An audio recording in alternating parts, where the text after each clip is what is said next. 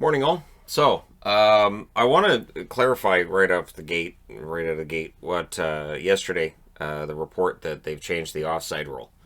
Basically, and this was something we had tons of issues with during replays, looking to see whether or not a player's skate was actually on the ice on the blue line or not. Because if your skate was in the air, then you were offside. If your skate was on the ice, you weren't offside. It's ridiculous. It led to long replays to see if it was on the ice or off the ice.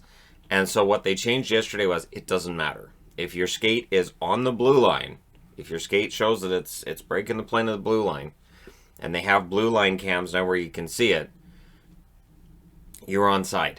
So it doesn't matter if your skate's touching the blue line or not. It is nice that we're going to have some clarity on that, and I'm happy about it. So there you go. There's that clarification. Also to be clarified today, the NHL schedule comes out today. That's supposed to happen this afternoon. There's already talk about Vancouver opening their season at home on the 13th. There's going to be back-to-back games against Edmonton. Tampa opens with back-to-backs against Chicago. Toronto opens with back-to-backs with Ottawa. And that's how this season's going to work. It's going to be a bunch of mini-series between teams. Also, Tampa, back in the news today. Matthew Joseph signs a 2-year extension for $737,500 per year. And Volkov has signed a 1-year extension at the league minimum of $700,000. So, Tampa Bay doesn't seem to have any concerns about getting under the cap. At least that's what they've been saying. But if I'm another GM right now and I'm being called and said, they're like, hey, would you like Killorn? Yeah, but you're going to have to throw in a pick. Because I know how desperately you need to get rid of some cap. So it's going to be interesting to see what happens with Tampa. Eric Haula, who had been attached to potential heading back to Vegas rumors and other rumors.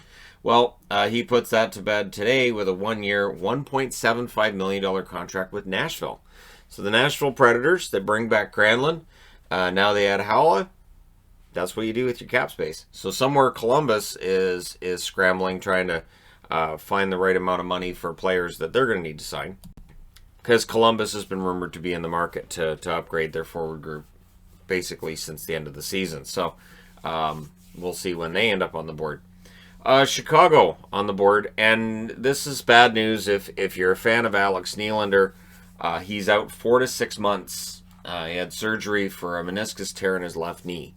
So 4 to 6 months tells you either he's out until potentially the playoffs or just before the playoffs, or he's out all the way through. So if Chicago won a Stanley Cup in 2021,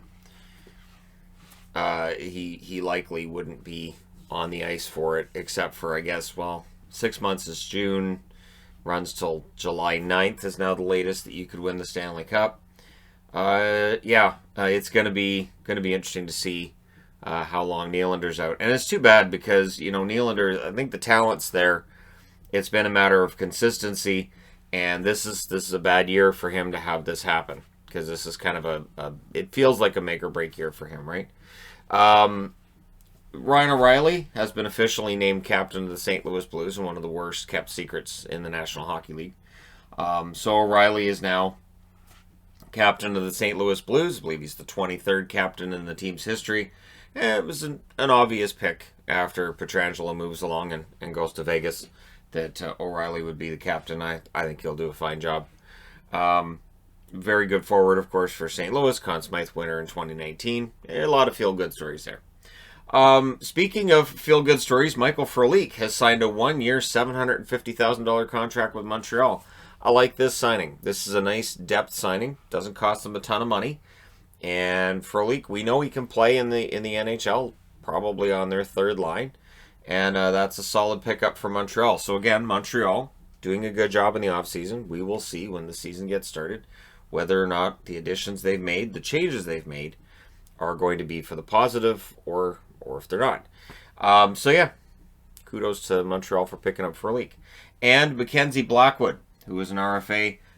New Jersey gets this done. Very reasonable cap hit on this one as well. Blackwood signs a 3-year, $8.4 million extension with the New Jersey Devils, meaning his cap hit will be $2 $6.8 million per season. And so Blackwood is signed off. And again, in terms of cap hit, that's very reasonable.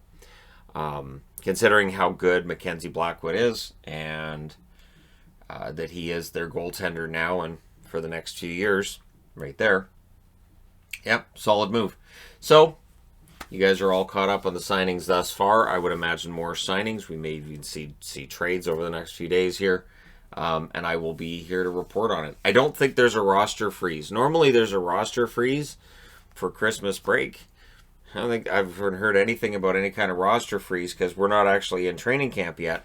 So we could see trades on Christmas Day as possible, I guess.